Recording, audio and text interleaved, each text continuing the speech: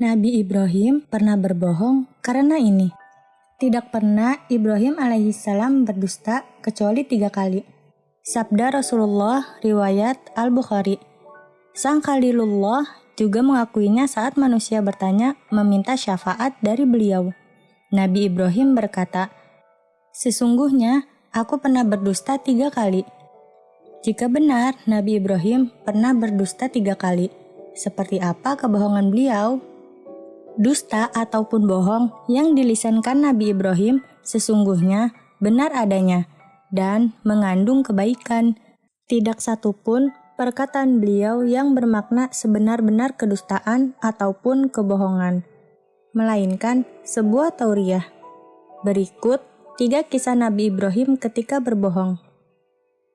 Kebohongan pertama, sesungguhnya aku sakit.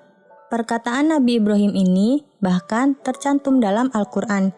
Kisahnya sangat terkenal.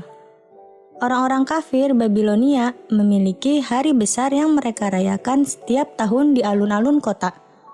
Ketika hari raya itu tiba, Nabi Ibrahim alaihi salam diajak oleh ayahnya untuk menyaksikannya. Namun, ia tidak mau mengikutinya dengan alasan sakit. Seperti dalam firman Allah Subhanahu wa taala pada surah As-Saffat ayat 88-89. Lalu dia memandang sekilas ke bintang-bintang. Kemudian dia Ibrahim berkata, "Sesungguhnya aku sakit." Ucapan "sesungguhnya aku sakit" yang dilisankan Nabi Ibrahim sejatinya bukanlah dusta. Yang dimaksud Khalilullah dengan sakit bukanlah sakit fisik, melainkan jiwa. Betapa Nabi Ibrahim merasa risau dan berduka jiwanya karena melihat kesyirikan melanda warga. Nabi Ibrahim merasakan duka yang teramat sangat karena mereka tak mendengarkan seruannya untuk menauhidkan Allah dan meninggalkan berhala. Sebelum mengucapkan sesungguhnya aku sakit, Nabi Ibrahim sempat melihat ke atas langit. Warga memaknai bahwa Ibrahim melihat bintang dan meyakini bahwa bintang-bintanglah yang memberikan sakit kepada Ibrahim. Karena itulah mereka percaya dan pergi berhari raya. Ketika seluruh kampung sepi, termasuk tempat ibadah berisi berhala, Nabi Ibrahim pun bangkit membawa kapak. Beliau lalu menghancurkan seluruh berhala yang ada, kecuali berhala yang terbesar. Dengan cerdas, sang Nabi menaruh kapaknya ke berhala terbesar itu. Ketika warga kembali berhari raya, mereka terkejut dan histeris melihat patung-patung Tuhan mereka hancur berserakan. Mereka pun melihat hanya tersisa satu berhala yang besar dengan kapak di tangannya. Jika mereka meyakini berhala dapat bergerak, maka semestinya mereka menuduh berhala besarlah yang menghancurkannya. Namun, mereka justru meyakini pastilah Ibrahim yang melakukannya. Kebohongan kedua, sebenarnya patung yang besar itulah yang melakukannya. Setelah Nabi Ibrahim alaihissalam menghancurkan semua berhala, kecuali yang terbesar, dan meletakkan kapak di tangan kanan berhala terbesar itu, masyarakat yang baru kembali dari perayaan kaget melihat sesembahan mereka hancur. Mereka berkata, "Siapakah yang melakukan perbuatan ini terhadap Tuhan-Tuhan kami? Sungguh, dia termasuk orang yang zalim." Al-Anbiya ayat 59.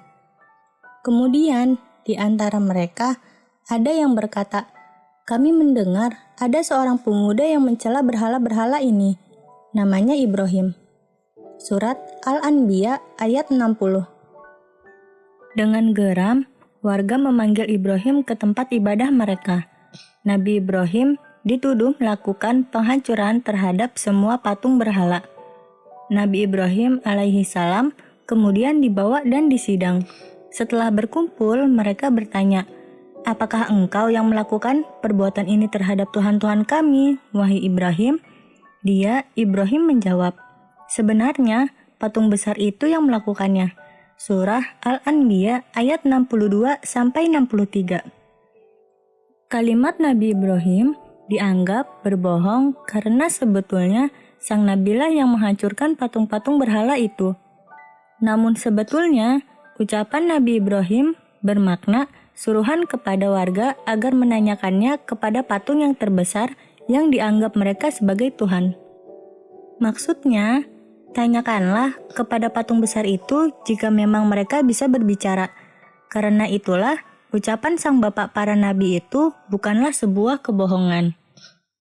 Tentulah patung tak bisa berbicara, apalagi memegang kapak dan menghancurkan patung saingannya. Jikalau para warga memiliki akal sehat, pastilah mereka akan mengimani Nabi Ibrahim dan hanya menyembah Allah Ta'ala. Namun, hati mereka telah mati dan buta hingga tak melihat kebenaran. Sebaliknya, mereka justru menyeret Nabi Ibrahim ke dalam kobaran api yang menjilat-jilat. Bahkan, ketika Nabi Ibrahim selamat dari kobaran api, mereka pun tetap saja tak beriman. Kebohongan ketiga, dia adalah saudara wanitaku. Adapun momen ketiga Nabi Ibrahim berbohong, ialah ketika beliau dan istrinya Sarah melakukan hijrah.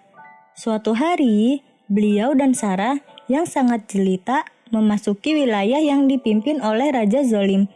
Saat Nabiullah masuk ke negeri tersebut, tersiar kabar ke telinga raja tentang kedatangannya bersama seorang wanita yang sangat cantik. Sesungguhnya, di wilayahmu ini ada seorang pria dengan wanita yang sangat cantik, ujar seorang petugas kerajaan. Maka dipanggillah Nabi Ibrahim ke hadapan raja. Sang Raja Zolim bertanya, "Siapakah wanita yang bersamamu?" Nabi Ibrahim menjawab, "Dia adalah saudara perempuanku." Ucapan Nabi Ibrahim ini dianggap dusta karena Sarah bukanlah saudaranya, melainkan istrinya. Namun, sebetulnya Nabi Ibrahim tidaklah berdusta karena setiap orang beriman adalah saudaranya. Karena itulah, Sarah pun saudara seiman Nabi Ibrahim. Saat menemui Sarah, Nabiullah berkata, "Wahai Sarah, di dunia ini tidak ada yang beriman selain aku dan engkau." Raja Zolim ini menanyaiku, lalu aku mengatakan kepadanya bahwa engkau adalah saudara perempuanku. Maka janganlah engkau mendustakanku. Nabi Ibrahim mengatakan Sarah sebagai saudaranya karena tahu betul maksud sang raja. Jika ia mengatakan Sarah adalah istrinya, maka sang raja akan membunuh Ibrahim dan menculik Sarah. Karena itulah Nabi Ibrahim mengatakan Sarah adalah saudarinya, dengan harapan pertolongan dari Allah. Pertolongan itu pun benar nyata. Saat Sarah dibawa paksa ke istana, sang raja tak mampu menyentuh Sarah sedikit pun. Berkali-kali raja ingin menyentuh Sarah, namun ia tak sanggup karena tangannya tiba-tiba bergetar hebat. Hingga akhirnya Sarah pun dikembalikan kepada Nabi Ibrahim. Bahkan diberi seorang budak bernama Hajar. Keduanya selamat dan dapat melanjutkan perjalanan bersama Hajar yang kelak menjadi istri kedua Nabi Ibrahim, sekaligus ibunda dari putra pertama beliau, Nabi Ismail. Tetapi pada hari kiamat, Nabi Ibrahim akan meminta maaf kepada umat manusia karena tidak bisa memberikan syafaat atau bantuan terhadap mereka untuk segera diadili di pengadilan Allah. Ia mengaku ketiganya sebagai siasat dalam bentuk retorika yang pernah diperbuatnya. Namun, bila diperhatikan dengan itu semua, Syekh bin Baz menjelaskan terkait penyebutan dusta yang dikatakan atau dinisbatkan Nabi Ibrahim kepada dirinya sendiri. Syekh menyebutkan bahwa kalimat itu adalah dari bentuk kesolehan atau kerendahan hati Nabi Ibrahim alaihi salatu wassalam ketika menamakan itu sebuah dusta, padahal yang ia maksudkan adalah ta'rid, kata kiasan untuk memalingkan sesuatu atau tauriyah. Seakan dusta, padahal yang dikatakan hakikatnya adalah benar. Beliau menyebutkannya dengan kedustaan dengan menempatkan diri dari apa yang terlihat pada mata manusia, bahwa itu seolah sebuah kedustaan, padahal tidak. Sehingga tetaplah kita tidak boleh mengatakan bahwa Nabi Ibrahim telah melakukan sebuah kedustaan, sebab sungguh mustahil seorang nabi berbohong. Apa yang dilakukannya semata strategi demi membela agama Allah, menegakkan agama tauhid, dan memperlihatkan kesesatan kaumnya. Sehingga tidak elok kita menyebut beliau berdusta atau dipergunakan seseorang untuk menghalalkan perbuatan dusta.